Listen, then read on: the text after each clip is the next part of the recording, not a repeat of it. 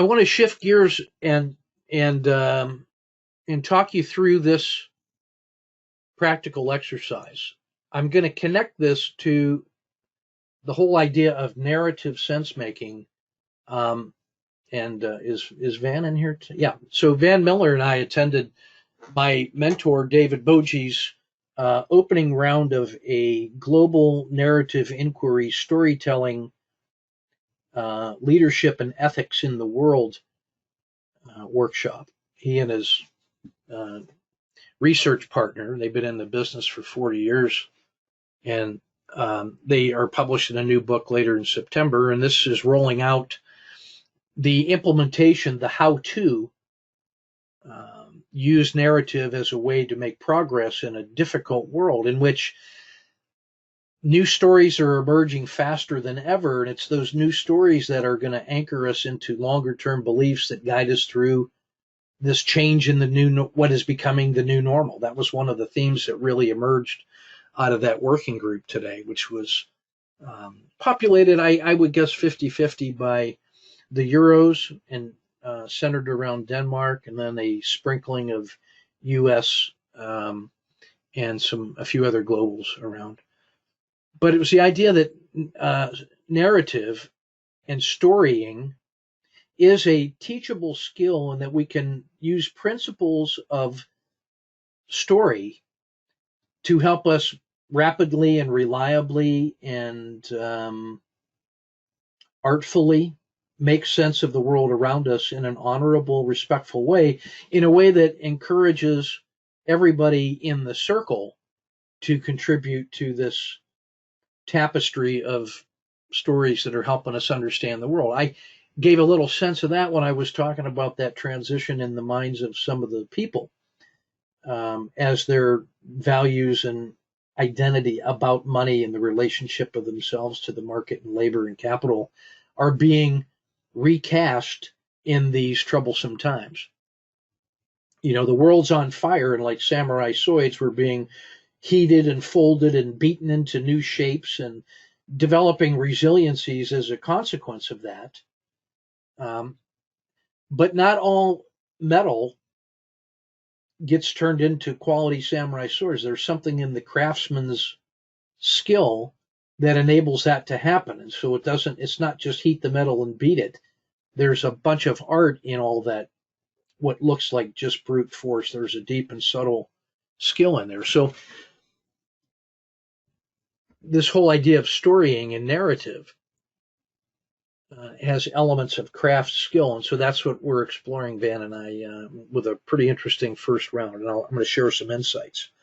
Well, the project that I brought to the table there was exactly what we're doing in here, and that is how to develop stories as we go, to learn by doing and telling stories about it, and then using those stories to strengthen our practice, and then using our practice to strengthen our story. So there is a mutually reinforcing relationship here between what's happening at the tactical level on the daily trades and the individual trades, and the longer term development of skill connected to who we are.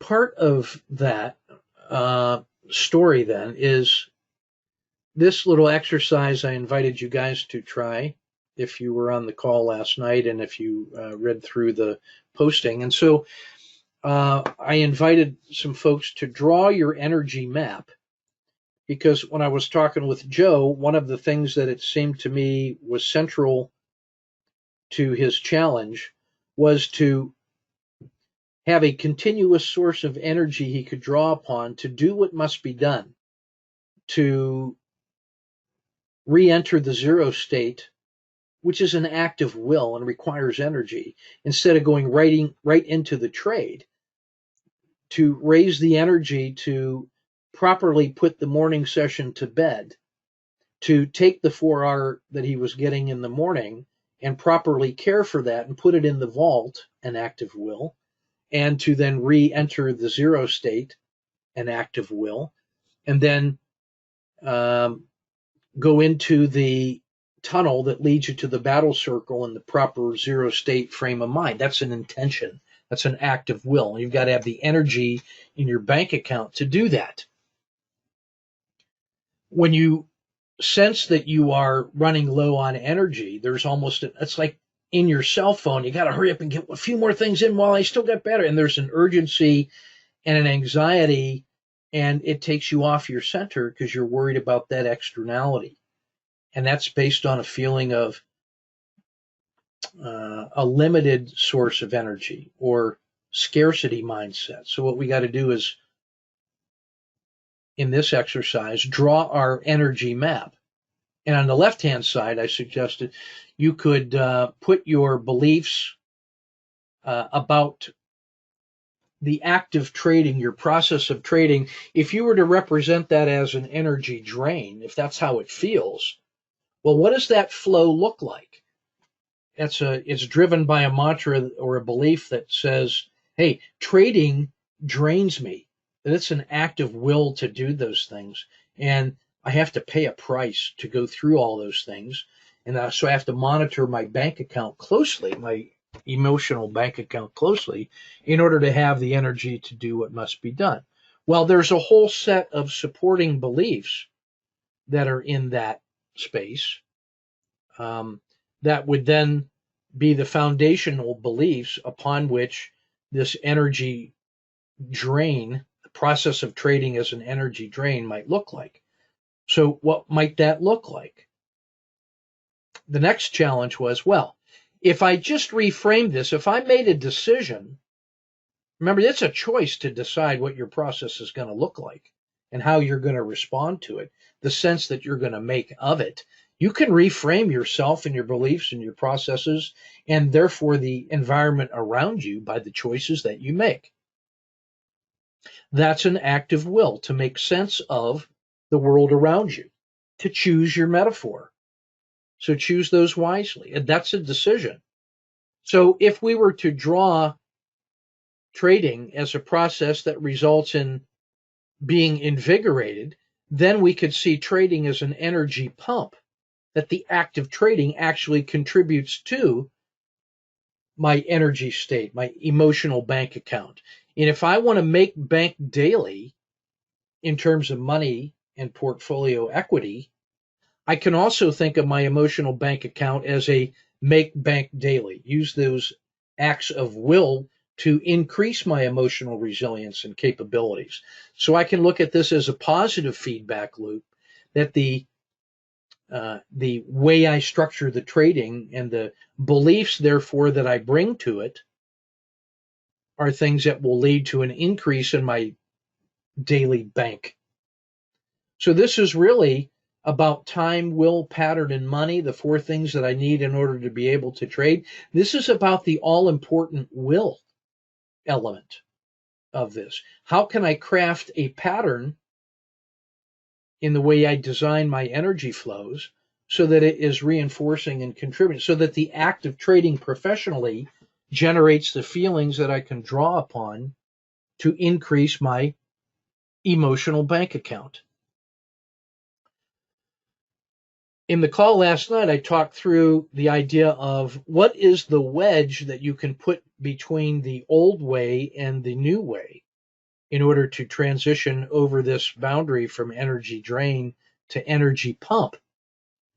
So in this area, I invite you to say, if these are the old beliefs that support the energy drain, and then these are the beliefs that if I adopt allow me to design and then implement an energy pump, well, that's nice, but how do I get from point A to point B?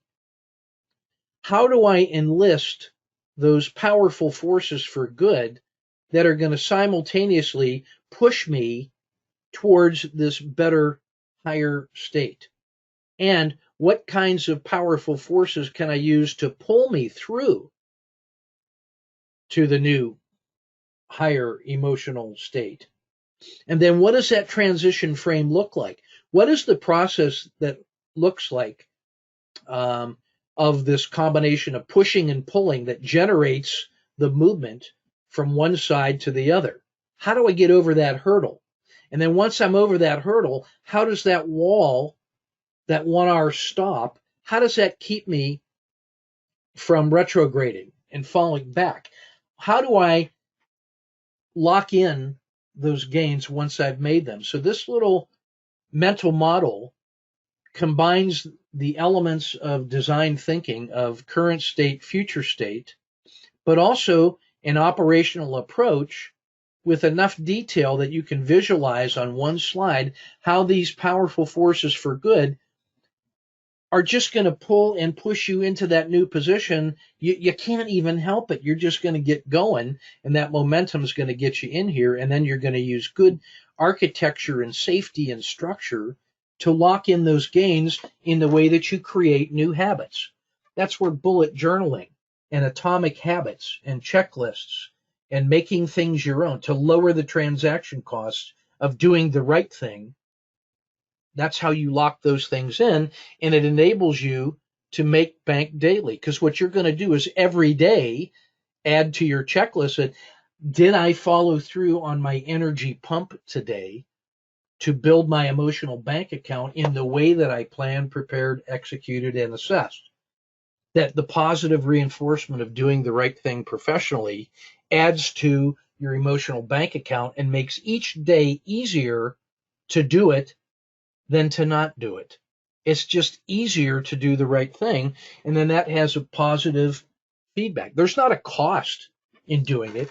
The cost comes from doing the wrong thing and then knowing at your root level that I'm going to have to repay that with interest someday. So it's actually just easier to do the right thing once we're committed to it. So this little process model, this map, doesn't have to just be about energy maps. It's all of your process maps. This is the actionable mental model. This is in your toolkit now. You can apply that to anything where you want to go from point A to point B, from current state to future state, and you can adapt this. Yeah, catching the wave, Van, exactly. And then locking it in, not giving it back. How do I lock in that exit? So the entry, if you think about this just the same way that we approach trading, you'll realize that the entry, it doesn't even matter as much as it does the management, and get to no lose plus dinner for two, lock in that first gain, and then manage it to the next gain, and then bring in the expert when it's really paying off to exploit it, get that second position in, lock it in and focused, and scale when you find things that work. So if you got some, hey, this might work, that's what you do in the transition frame. Don't try to overthink that and make that perfect. Just make an entry into the transition and go. Get to no lose plus dinner for two. Scale, pile on, leverage, add to it. Turbo and core. Find those core things that are working for you. Add turbo where it makes sense. And in that way, you're developing the skill set that will help you make these paradigm shifts in a very powerful way.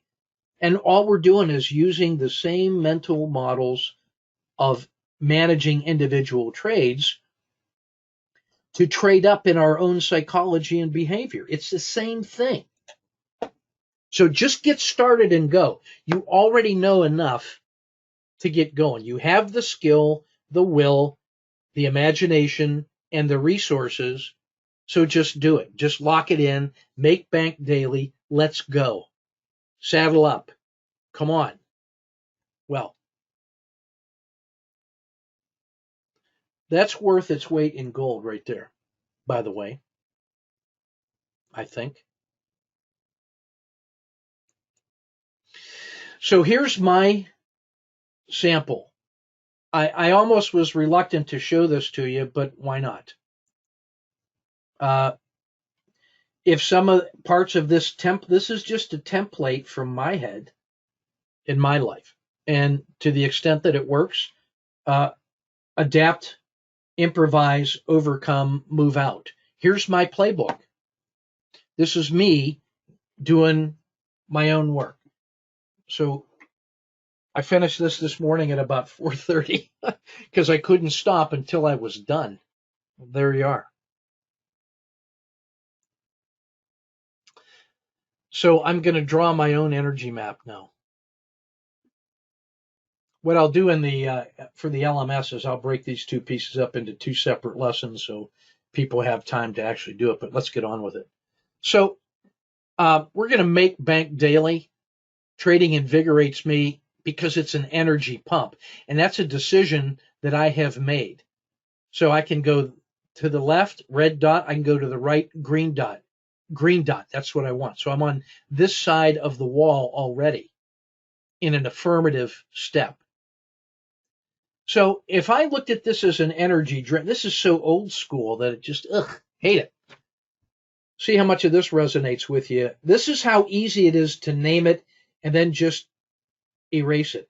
If you did this on a little 9x12 dry erase board and labeled all these things and just felt every one of those and all the bad emotions, and then just when you're done feeling all that and naming it, then just take a cloth and wipe it off. It's just that easy so that you can concentrate on these things.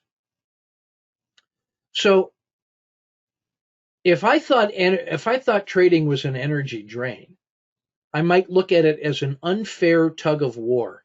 And so I'm pulling this weight of R up a hill. And I'm on this end of it with my little energy, and I feel like I'm on fire because of the time and stress which are working against me and undercutting me. And I feel the heat. And the fear is sapping my strength and giving it to the bad guys that are on, fat guys on the other side of this thing downhill, and they're using gravity, everybody and everything else, and all the odds that are against me, and all the reasons why trading is hard, and tigers eating me, and sharks biting me, and gravity just pulling down, and inertia, all of that stuff makes it hard to pull a weight up the hill.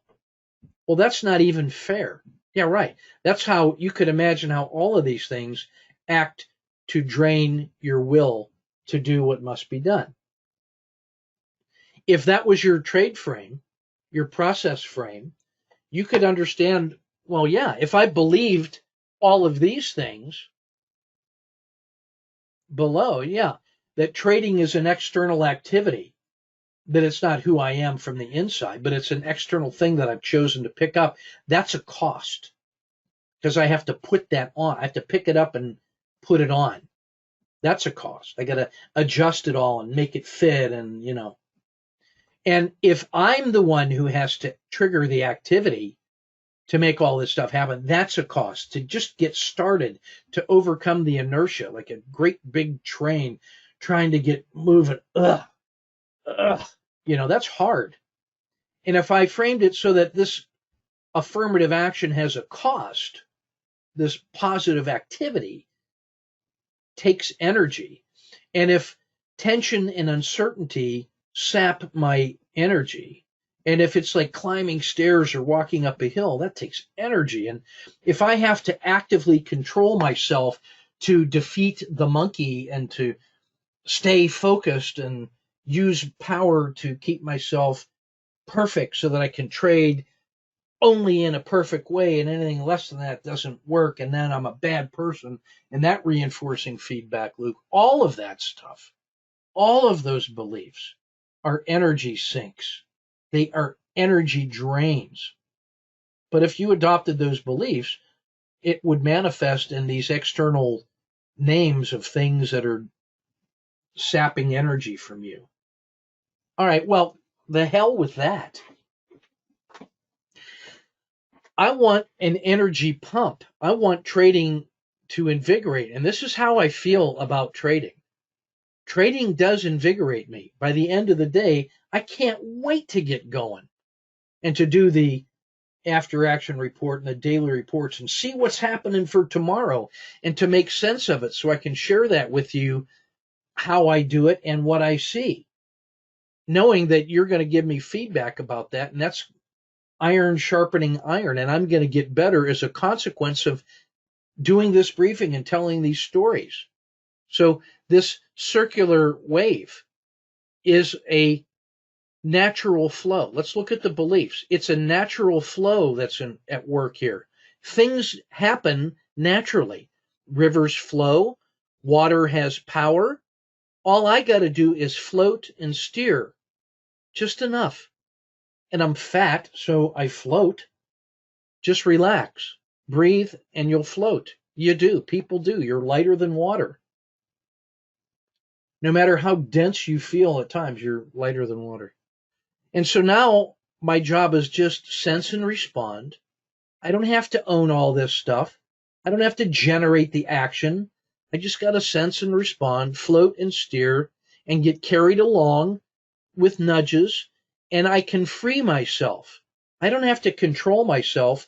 I can free myself. Instead of climbing stairs, I'm being carried along by the river. The tension and uncertainty is replaced by sensing and responding.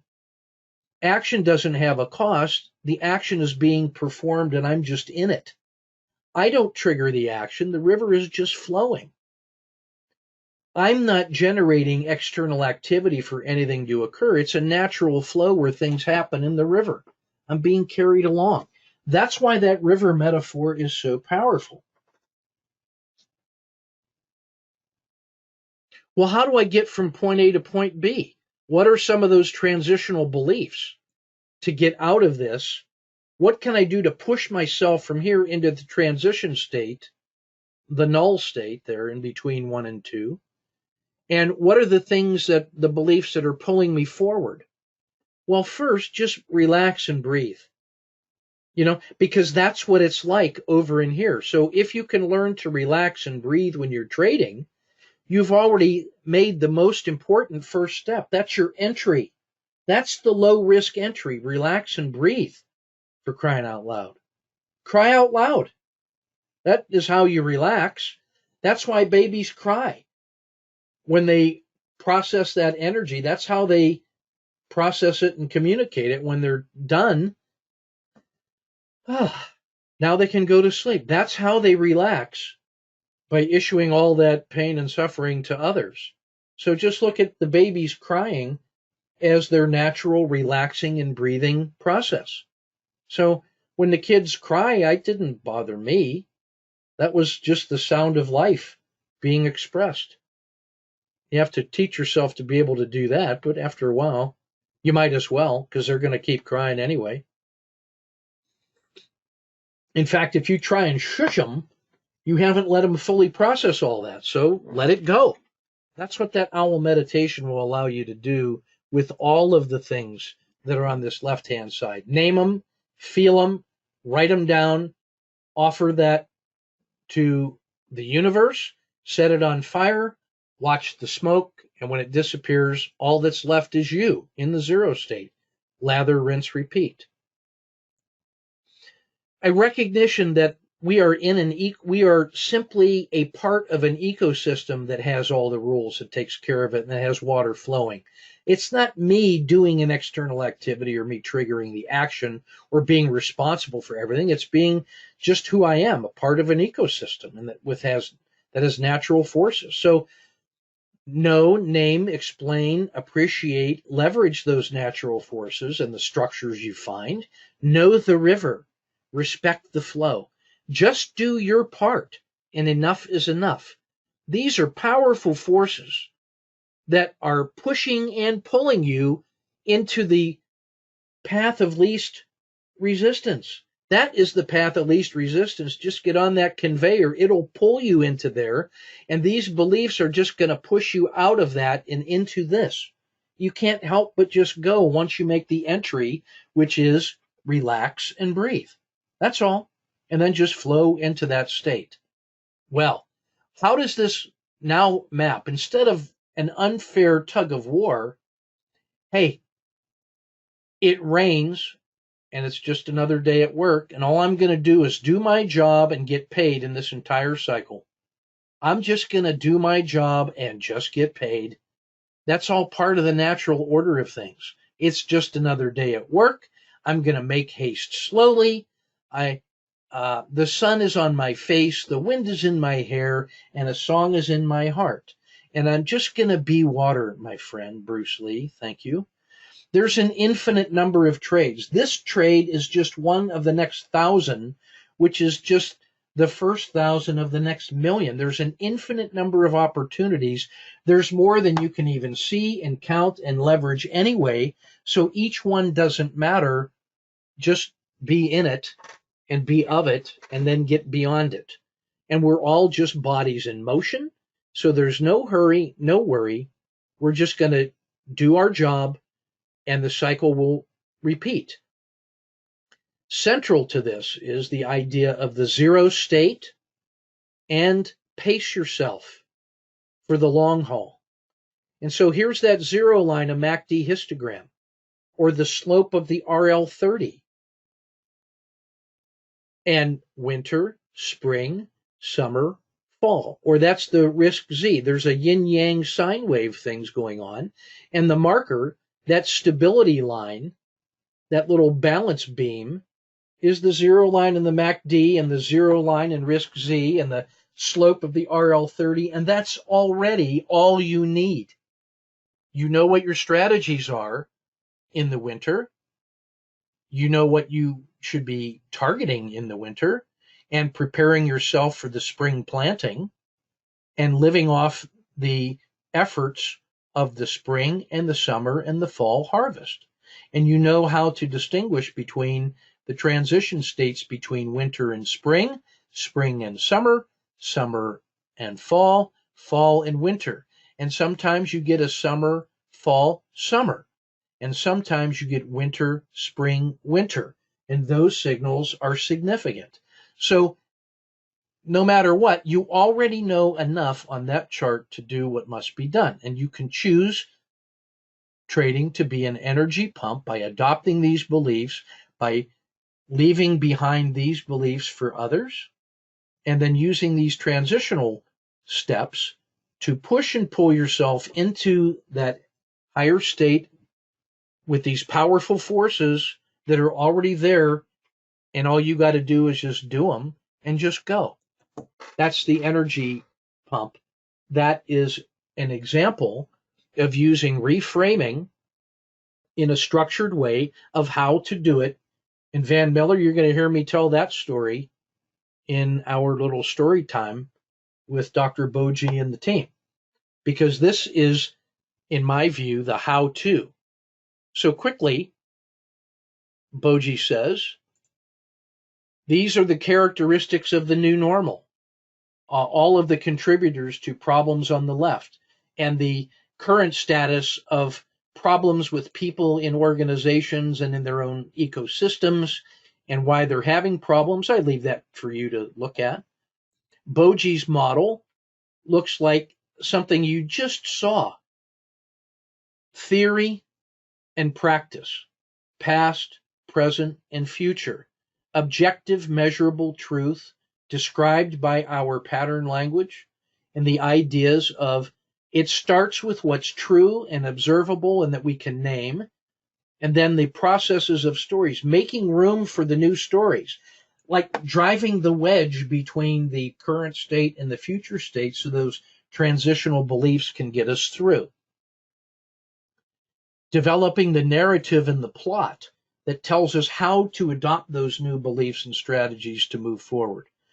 Timing of it so that we respect the past but flow through the present and into the future, and we have some sense of the flow of time in a realistic, artful way, and that we use support and help from each other and to each other and from the environment, from our sources of power,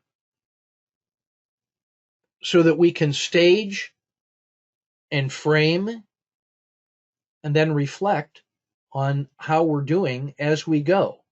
And so we can connect both the conceptual and the grounded. So my contribution today was, you'll see this, those of you who are in the, have already gone through this lesson in the boot camp, but this idea of the 5 locations of knowing: head, heart, gut, hands, and feet. That your head is the abstract, where you know things at the conceptual level, but the heart are the values that you feel and the purpose towards which you're walking, and that you have to enlist the knowledge of the head and align it with the knowledge of the heart so that you know that you're on your right mission, connected to a deep sense of identity and values to give you the strength to do what must be done. And then the gut is that instinctive knowledge of knowing without being able to say why, but the real deep knowing, driven by both fear and greed and uncertainty and all that stuff. That has to be aligned with what you hope and aspire and are committed to and what you plan to do with your head. But the gut is the one that's got to be convinced, because that's where the fear and the greed is, at our very center of our core. You got to address that. You got to advance into that area and be centered with your deep breath in your dantian in the Tai Chi. Well, that's not enough. You got to know what to do. You got to have the skill to know how to do it. You need the knowledge of your hands, the craftsman's hands, to turn all this stuff into art and practice and tools and product improvements continuously in the workshop. And that's with your conscious competence until you've internalized it and you trust your hands. And then the knowledge of your feet, which is to know how to go. Once you take that first step and you make your first trade, all you've done is the first trade. The second one's harder because you now know something about it, and the second one feels a little harder to do it right. And then as long as you maintain that continuous improvement in the Kanban, in your Gemba, continuous improvement, each day in every way just a little bit better, and you start picking them up and laying them down one step at a time, how to go, rain or shine, day or night, winter, spring, summer, fall, getting it done, knowing how to go, to endure, to commit, to adapt and improvise and maintain the entire physical and emotional and mental structure. How to go, the endurance, is its general support. So while your hands are making things, your feet are moving you along that pathway. From where to where I am to where I'm going, that's that journeying that was in that story time, that futuring. So if you think about this in the overlay from David Boje's work, head, feet, past, future, this continuously bubbling stew of the craftsman's knowledge that you're refining in the way that you trade. You're not just trading the trade, but you're improving the trader in your plan, prepare, execute, and assess. Well, if you have been through boot camp, you've heard a form of that. I just gave it to you better, I think, than I did even in that boot camp lesson, which was pretty good.